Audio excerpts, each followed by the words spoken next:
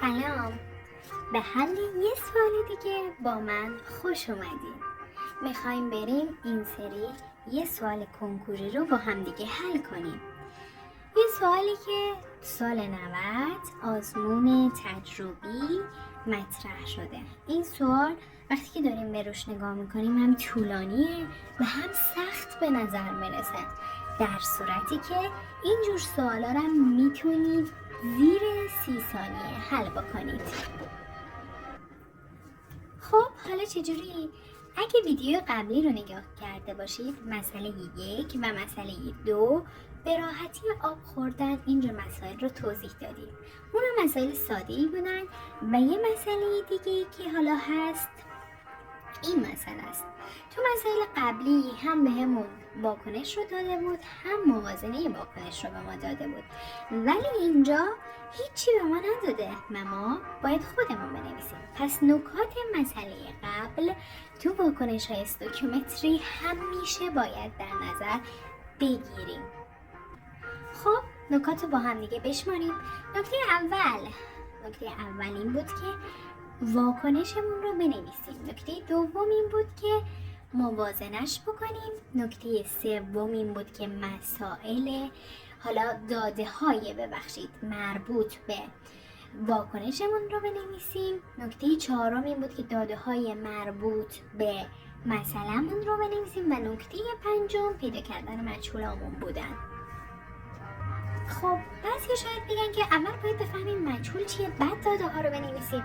شاید یه داده ای اضافی باشه یا یه داده ای زیاد باشه یا یه داده ای کم باشه، بعدش حالا خب اونا رو نیاز نیست بنویسیم. ببینید دوستان، مجهولی درست هست یا به عبارت دیگه مجهولی زمانی درست پیدا میشه که همه داده ها رو نوشته بشه. ما همین داده ها رو می‌نویسیم، مجهول رو می‌نویسیم، می‌بینیم این داده اضافی می‌ذاریم که اون. ولی اینا برای اوایل کاره. شما دیگه وقتی که زیاد تمرین بکنید، تست بزنید و دستتون را بیفته، دیگه نیازی نیست که بیاین و از مثلا این روش ها رو بشمارین و به کار ببرین. با یک نگاه معلومه میاد تو ذهنت، مجهول میاد تو ذهنت و سریع حل میکنی. ولی تو اول کار مجبور هستی نکات رو رعایت بکنی.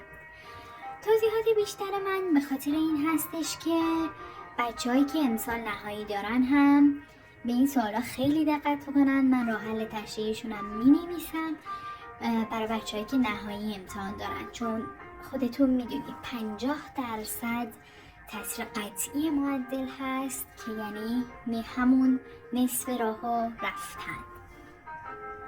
خب بیشتر از این کشش ندم، بریم سر حل سوال. خب سوال رو میخونیم. گفته که اگر هر کیلوگرم از یک نمونه آب دارای 1.164 گرم یون هیدروژن سولفات باشه، برای خنثی کردن این یون در 1 تن از این نمونه آب چند گرم سدیم هیدروکسید مصرف میشه، در صورتی که بازده درصدی واکنش برابر 80% باشه. خب میبینیم گام اول واکنشمون رو به ما نداده. پس اول باید واکنشمون رو بنویسیم. واکنش ما چیه؟ یون هیدروژن سولفات برای خنثی کردن این یون در 1 تن از آب چند گرم سدیم هیدروکسید باید مصرف بشه. پس ما میخوایم یون هیدروژن سولفات رو HSO4 منفی با چی خنثی کنیم؟ با سدیم هیدروکسید خنثیش بکنیم. خب به ما چه خواهد داد؟ NaHSO4 اضافه OH. خب پس این واکنش ما خواهد بود. مرحله 2، واکنش موازنه شده هست یا خیر؟ نگاه میکنیم میبینیم بله واکنش ما موازنه شده است. پس تا اینجای کار راه رفتیم. نکته شماره 3، اطلاعاتی که از واکنش به دست میاریم چیا هستن؟ 1 مول از این داریم، 1 مول از این داریم.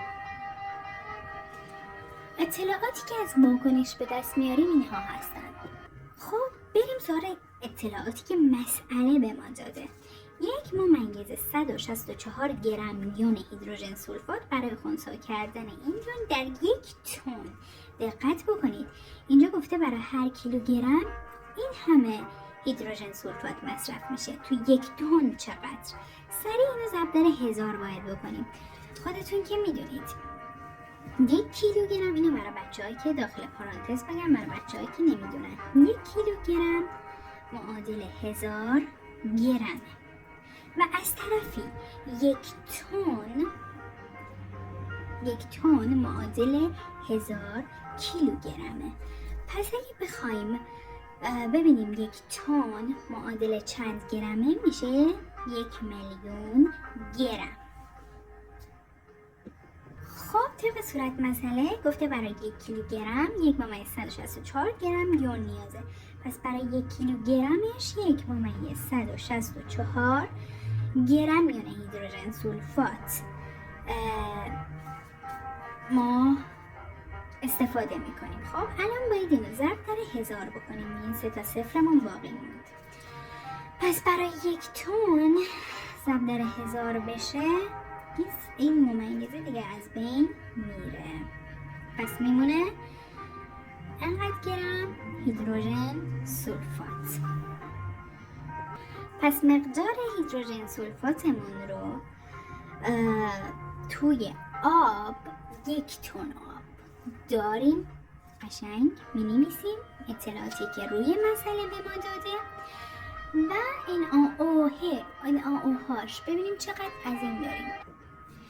خب راجع به سدیم هیدروکسید هیچی به ما نگفته، ولی اینجا دقت بکنید گفته در صورتی که بازه درصدی واکنش 80% باشه. بازه درصدی واکنش همونطور که میدونید مقدار میزان عملی به نظریه که ضرب در 100 میشه بازه درصد واکنش، یعنی تاثیرگذاری این واکنش ما 80%. یعنی کاری که این آهاش میکنه 80% میتونه واکنش رو ببره جلو، نه 100%. پس باید اینم بدونیم که 80% یعنی 8 دهم میزان تاثیرگذاری این 8 دهم x گرمه. خب همه چی آماده است. یه تناسب ساده مثل مسائل قبلیه، ولی دقت بکنید اینجا چی داریم؟ مول داریم. اینجا چی داریم؟ گرم داریم. سر اینا رو تبدیل به گرم میکنیم. اینا رو برای ما دکور نداده، از اینا استفاده میکنیم و سری گرماشون رو مینویسیم. گرمه میشه 97 و گرم اینهاش میشه 40 گرم. ضرب میکنیم چون یکن هیچ تأثیری ندارن برای مقدار مولشون، برای تبدیلشون. پس همینجوری میایم تناسبمون رو میبندیم. 97 گرم همشون گرمه، 40 گرم، 1164 گرم و 8 دهم x.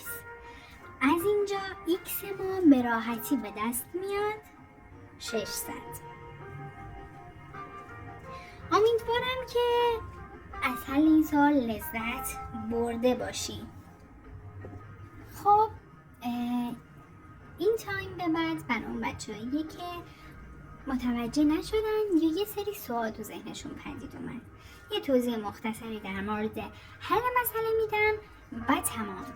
ما اومدیم 5 تا نکته‌ای که جلسه قبل بهتون گفته بودم و روی سوال پیاده کردیم. به همین سادگی 5 تا نکته: 1. واکنش استویکیومتری رو باید بنویسیم. 2.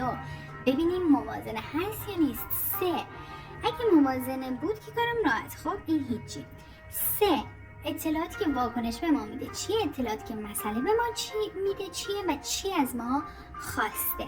اینا رو در آوردیم. اطلاعاتی که واکنش به ما داده بود مولهای اون 2 تا ماده‌مون بود. اطلاعاتی که مسئله به ما داده بود در واقع درصد خلوص بود.